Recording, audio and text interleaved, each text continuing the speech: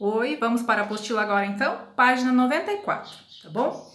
Lá na página 94, onde fala assim, foco na escrita, tá bom? Leia este poema visual que ilustra uma das consequências do consumismo abordado nesse eixo temático, tá? Então, qual é a consequência do consumismo? Muito lixo, ok? É o que está representado aqui. Augusto de Campos foi um dos precursores do concretismo no Brasil. Esse movimento revolucionou a poesia na década de 50 do século passado e priorizou a forma e o impacto visual. Continuando. Embora tenham sentidos completamente diferentes, as palavras luxo e lixo apresentam uma variação mínima no som e na grafia. Qual é essa variação? Do som, a letra U e a letra I, né? Então, nesse caso, o I e o I são representações gráficas que determinam o sentido das palavras. Lembram que a prof falou no vídeo anterior que as letras são a representação gráfica das palavras e que delimitam o sentido, ok? As representações gráficas A são letras e as visuais ou as sensíveis pelo fato são usados para indicar as letras do alfabeto. Já as sonoras são chamadas de fonemas, tá? Então vamos lá. Veja, palavra luxo e lixo. Quantas letras tem cada uma dessas palavras?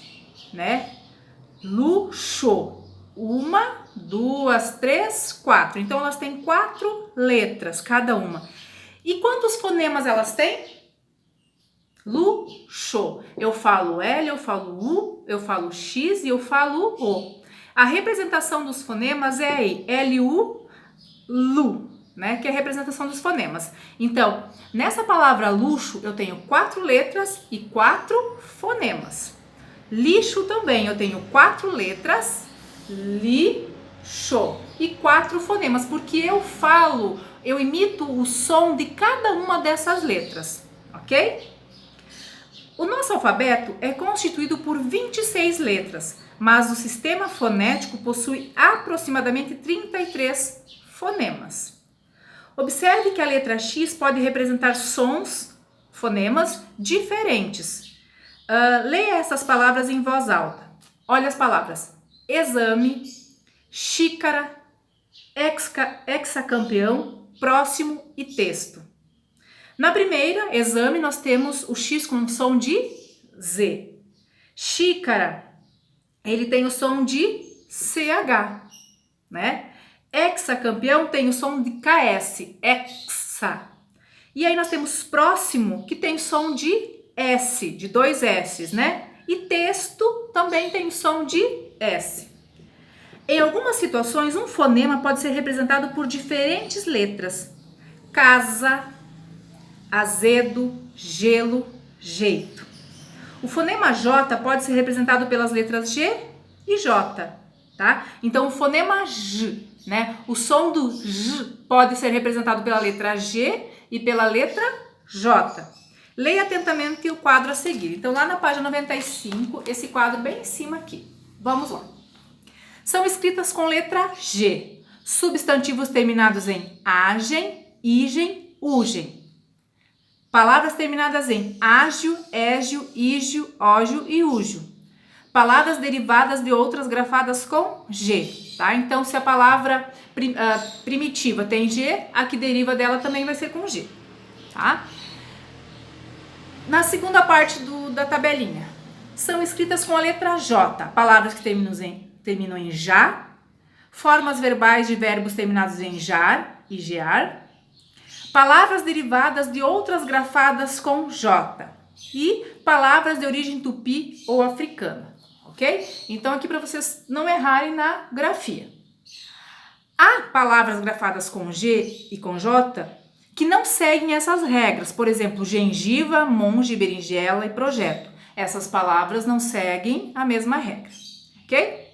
Vamos agora para os dígrafos, tá? O que é dígrafo, então, que a prof colocou no vídeo anterior? Tá aqui, ó, é o encontro de duas letras que representam um único fonema. Então, é o encontro de duas letras que representam um único som. Vamos aqui, vocês têm a palavra chapéu. As letras destacadas têm o som de X, como na palavra xarope.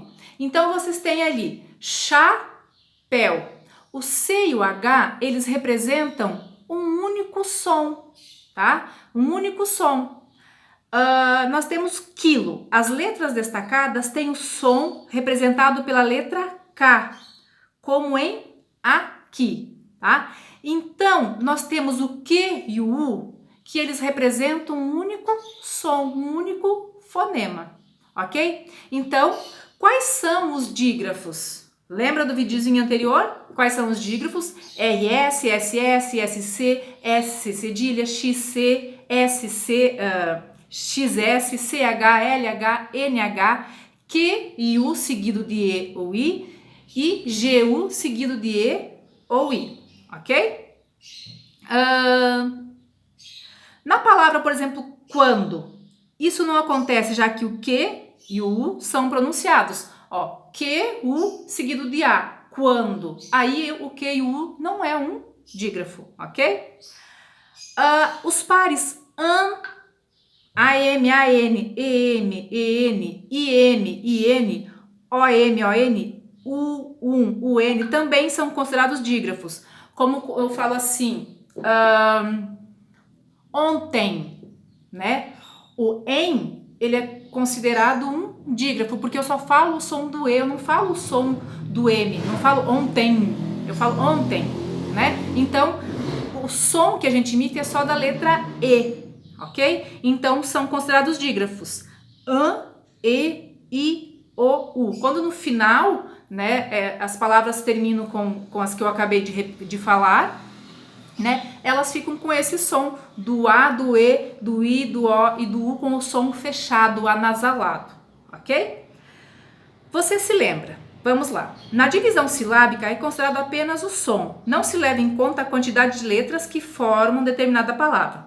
Trator, né, fivela. Importante. Na divisão silábica de palavras escritas com RS, RR, SS, XC, SC, S cedilha e XC, cada uma dessas letras fica em uma sílaba, tá? Então ali, carro separa os dois R's. Cresça separa o S do C cedilha. Exceção separa o X do C. Então essas palavras nunca vão ficar na mesma sílaba, sempre vão separar. Então, dígrafos que devem ser separados. RR, SS, XC, SC, S cedilha. Dígrafos que não podem ser separados. LH, NH, CH, QU e GU, ok? Então tá tudo bem explicadinho aqui nessas tabelas, tá bom? Virando a página, lá na página 96. Vamos lá. Os fonemas podem ser vogais, semivogais e consoantes. O que são vogais, gente? Sons que passam pela boca ou pelo nariz sem interrupções. A, E, I, O, U, tá? Ou A, E, I, O e U. Observe como a letra O pode ser pronunciada com entonações diferentes, tá? E aqui tem uns lembretinhos aqui. Não existe sílabas com mais de uma vogal, tá? Então, se tiver duas vogais juntas, elas serão separadas. Mas existem sílabas sem vogal. Existem sílabas sem vogal, ok? Semivogais e U, átonos, pronunciados juntos a vogais numa só sílaba. Então, pai, caixa. Então, semivogais pronunciados juntos numa única sílaba. Consoantes ocorrem quando há interrupção na saída do som, devido à resistência de dentes, língua e lábios. São elas, tá? Aí que aqui vocês têm as consoantes. Agora que você já sabe um pouco mais sobre as letras e os fonemas, empregue seu conhecimento. Leia atentamente o texto a seguir e depois resolva as questões propostas, ok? Então, vocês vão ler esse texto, vão fazer as atividades 14 e 15, que são de interpretação de texto, e aí vocês vão fazer a 16. Considere essas palavras e escreva no espaço indicado o número de letras e o de fonemas. Lembrando, então, que letra é a menor unidade de uma palavra, tá? E fonemas são os sons, tá?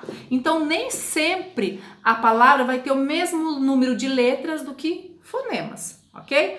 Por exemplo, sustentabilidade, tá? Vocês vão contar quantas letras tem. E aí depois vocês vão sustentabilidades. Será que todas as letras, elas são, o som delas é emitido ou tem alguma que não é emitida, tá? Consumidores, conscientização, tá? Impacto, exploração. Então vocês vão ver quantas letras e quantos fonemas. Lembrando que quando nós temos dígrafo numa palavra, os dígrafos são considerados um único fonema, ok? Depois, na 17, separe as sílabas dessas palavras. Vamos separar as sílabas das palavras da atividade 17, ok? Lembrando que há dígrafos que não se separam e há dígrafos que tem que separar as sílabas, ok? E aí, página 98. Há dígrafos, ou seja, duas letras representando um único fonema nos seguintes pares de palavras. Qual par de palavras que existem, as palavras têm dígrafos, as duas palavras têm dígrafos, ok? 19. Retome o quadro apresentado na página 90, tá? Aqui na página 90, e completa as palavras a seguir indicando a regrinha que você usou. Veja o exemplo. Desajeitado, né? Igual 2C. Arranjei igual ao quê? Tá bom? Então, vocês vão fazer o quê? Atividade 14, 15, 16, 17, 18 e 19. Tá bom? Então, vamos fazer essas atividades. Se tiver dúvida, chame a prof, que a prof ajuda, ok? Beijos, bom final de semana, até semana que vem.